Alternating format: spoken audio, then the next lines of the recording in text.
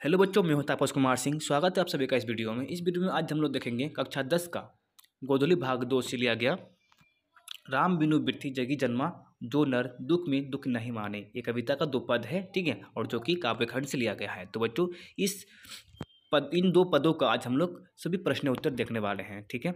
तो बच्चों आज का पहला क्वेश्चन हम लोग का है पाठ से, यानी कि कवि किसके बिना जगत में यह जन्म व्यर्थ मानता है। ठीक है, कवि किसके बिना जगत में यह जन्म व्यर्थ मानता है, मतलब इस दुनिया में, इस संसार में किसके बिना यह जन्म को बेकार मानता है। तो कवि राम नाम के बिना जगत में यह जन्म व्यर्थ मानता है, यानी कि जो व्यक्ति राम नाम का संकीर्तन नहीं करता है, राम नाम नहीं लेता है, तो उसका जन्म इस संसार में व्यर्थ है, बेकार है। राम नाम बिना व्यतीत होने वाला जीवन केवल विष का भोगी होता है, यानी कि विष का भोग करता है। ठीक है बच्चों, तो अगला क्वेश्चन है, वाणी कब विष के समान हो जाती है। वाणी कब विष के समान हो जाती है। तो उत्तर है, जब वाणी बाह्य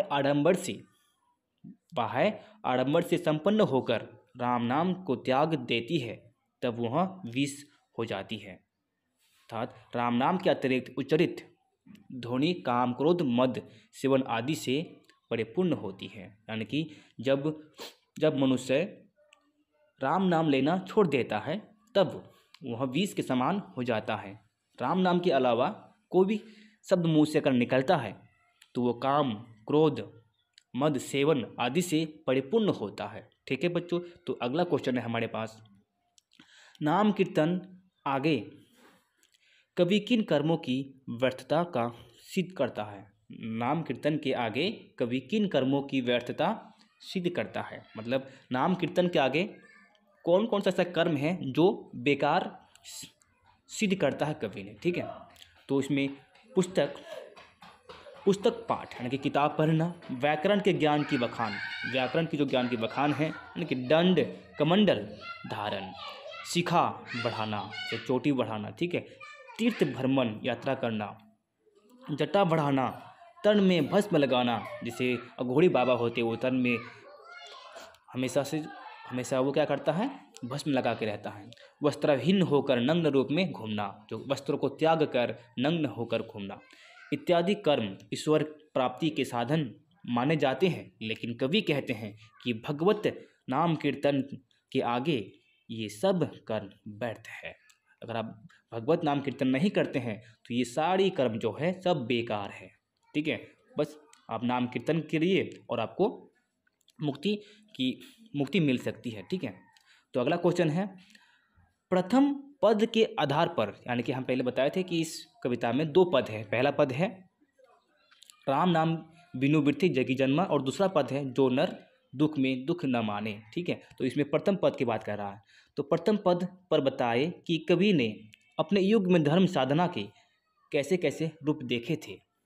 ठीक है, वो अपने युग की बात करते हैं। तो प्रथम पद में कवि ने धर्म साधना के अनेक लोक प्रचलित रूप की चर्चा करते हैं। ठीक है, अनेक रूप जो बहुत ही व्यवहारिक था, बहुत ही प्रसिद्ध था, जैसे शिखा बढ़ाना, ग्रंथों का पाठ करना, जैसे बहुत से ऐसे ग्रंथ होंगे, भगवत ग्रंथ, ठीक है, विष्णु पुराण ग्रंथ, वेद हो गया, ये सब जो है ग्रंथ हैं, तो इत्यादि धर्म साधना माने जाते हैं। ठीक है, तो इसी तरह तन में भस्म रमाकर, यानी कि लगाकर, ठीक है, इसमें हो जाएगा लगाकर, साधु वेश धारण करना, तीर्थ करना, दंड कमंडल धारी होना। कमंडल जैसे भगवान ब्रह्मा के हाथ में जो कमंडल रहता है, ठीक है, लोटा के जैसा, उसको हम लोग कमंडल बोल सकते हैं। तो वस्त्र त्याग करके नग्न रूप में घूमना भी कवि के युग में धर्म साधना के रूप रहे हैं। पद में इन्हीं रूपों का व्याख्यान कवि ने दिए हैं। ठीक है, यानी कि प्रथम पद में कवि ने धर्म साधना के अनेक लोक प्रचलित रूप की चर्चा करते हैं। शिखा बढ़ाना, ग्रंथों का पाठ करना, व्याकरण वाचना इत्यादि धर्म साधना माने जाते हैं। इसी तरह तन में भस्म रमाकर, यानी कि लगाकर, साधु वेश धारण करना, तीर्थ करना, दंड कमंडलधारी होना, वस्त्र त्याग करके नग्न रूप में घूमना भी कवि के युग में धर्म साधना के रूप रहे हैं। पद में इन्हीं रूपों का व्याख्यान उनके बखान कवि ने दिए हैं। तो बच्चों अगला क्वेश्चन है हमारे पास, हरि रस से कवि का अभिप्राय क्या है? हरि रस से कवि का क्या अभिप्राय है? हरि रस जो है कवि का क्या मतलब है? तो कवि राम नाम की महिमा का बखान करते हुए कहते हैं, राम नाम की महिमा का बखान करते हुए कहते हैं कि भगवान के नाम से बढ़कर, भगवान के नाम से बढ़कर अन्य कोई साधना नहीं है। भगवान के नाम से बढ़कर अन्य कोई साधना नहीं है। भगवत कीर्तन से प्राप्त परम आनंद को हरिरस कहा गया है। यानी कि जो भगवत कीर्तन से प्राप्त जो आनंद है, जो परम आनंद है, उसको हरिरस कहा गया है।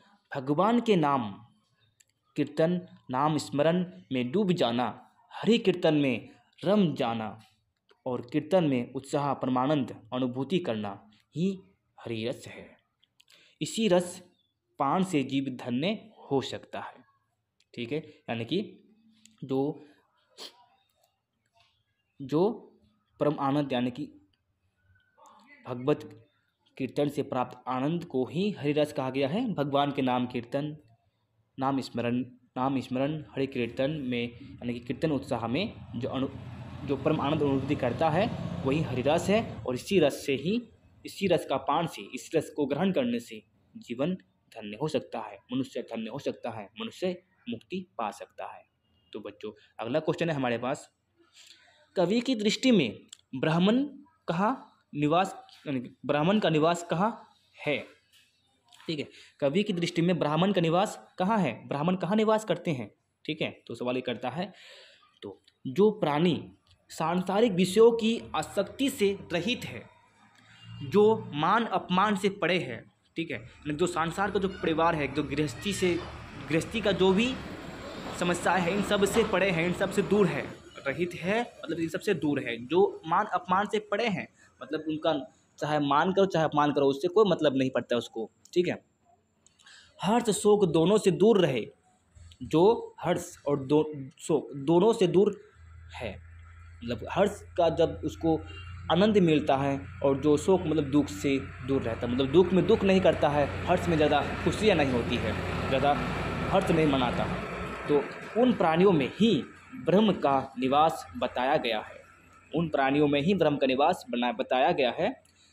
काम क्रोध लोभ मोह जिसे नहीं छूते उसे प्राणी में निश्चित ही ब्राह्मण का निवास है, कवि के अनुसार। ठीक है, जो प्राणी सांसारिक विषयों की आसक्ति से रहित है, जो मान अपमान से परे हैं, हर्ष शोक दोनों से जो दूर है, उन प्राणियों में ही ब्राह्मण का निवास बताया गया है कवि के द्वारा।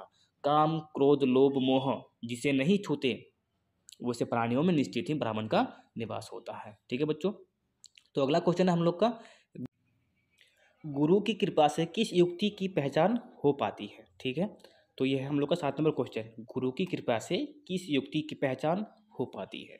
तो कवि कहते हैं कि ब्राह्मण से साक्षात्कार करने हेतु लोभ मोह ईर्षा द्वेष निंदा आदि से दूर होना आवश्यक है। ठीक है, लेकिन ब्राह्मण के सानिध्य प्राप्ति के लिए सांसारिक विषयों से रहित होना अत्यंत जरूरी है। विषयों से अत्यंत मतलब कि रहित होना का मतलब है कि दूर रहना जरूरी है। ठीक है, जो प्राणी माया मोह काम क्रोध लोभ हर शोक से रहित है, मतलब उससे वंचित है, दूर है, तो उसमें ब्राह्मण का अंश विद्यमान हो जाता है, वह ब्राह्मण को प्राप्त कर लेता है। तो ब्राह्मण प्राप्ति की यही युक्ति की पहचान गुरु कृपा से हो पाती है। ठीक है, तो मतलब इसमें क्या बोला है, गुरु कृपा से किस युक्ति की पहचान हो पाती है? तो गुरु कृपा से ब्राह्मण की प्राप्ति की पहचान हो पाती है। किसकी पहचान हो पाती है? ब्राह्मण की प्राप्ति की युक्ति की पहचान गुरु कृपा से हो पाती है। ठीक है, अगर आप लोग को ये 2 नंबर में पूछे तो आप लोग बस इतना लिख देंगे कि गुरु की कृपा से ब्राह्मण प्राप्ति की युक्ति की पहचान हो पाती है, तो आप लोग को 2 नंबर पक्का मिल जाएगा।